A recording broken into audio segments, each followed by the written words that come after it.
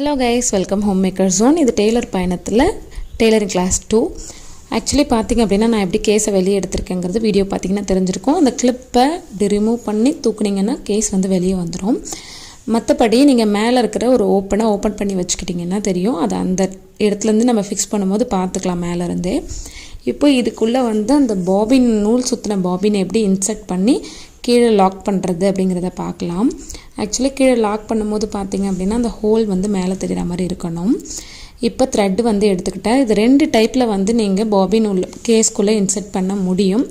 இந்த 2 டைப்புமே கரெக்டு தான். இதில் வந்து நான் செகண்ட் டைப் ஒன்று போடுவேன், அதுதான் கரெக்டுன்னு நிறைய பேர் வீடியோவில் போட்டிருக்காங்க. பட் இந்த 2 டைப்புமே ஸ்டிச்சிங் வந்து பக்காவாக தான் வரும்.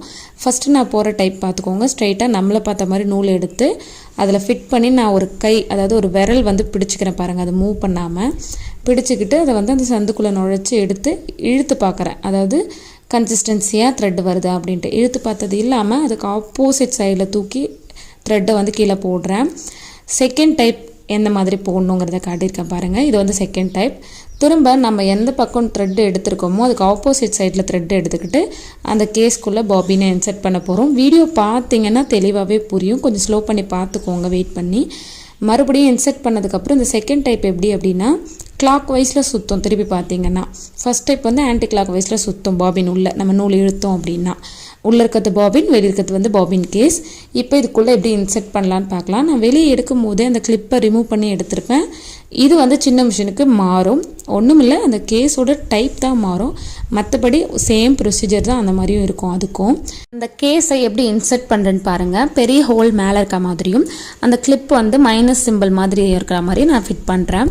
ஃபிட் பண்ணதுக்கப்புறம் ஒரு டிக் கொடுக்கும், அதாவது ஒரு டிக்னு ஒரு சவுண்டு கேட்கும். நான் அந்த மாதிரி ஒரு ப்ரெஸ் கொடுக்குறேன். அந்த சவுண்ட் கேட்டால் தான் அதை வந்து ஃபிட் ஆகிடுச்சுன்னே அர்த்தம். இதுக்கப்புறமா மேலே இருக்க த்ரெட்டை வச்சு கீழே இருக்க த்ரெட்டை வந்து நம்ம வெளியே எடுக்க போகிறோம்.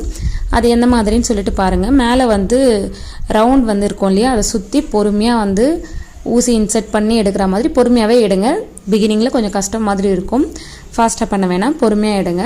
எடுத்திங்கன்னா 2 த்ரெட்டுமே ஈக்குவலாக மேலே வந்துடும். எந்த கேஸ்லேயும் ப்ராப்ளம் இல்லை, மேலே வந்து அந்த நெட்லேயுமே ப்ராப்ளம் இல்லை அப்படின்னா 2 த்ரெட்டும் சேம் மூவிங்லேயே வந்து வெளியே வந்துடும். இதுக்கப்புறம் க்ளோஸ் பண்ணிவிட்டு ஸ்டிச்சிங் தான். ஸ்டிச்சிங் வந்து நெக்ஸ்ட் வீடியோவில் போடுறேன், ஃபாலோ பண்ணிக்கோங்க.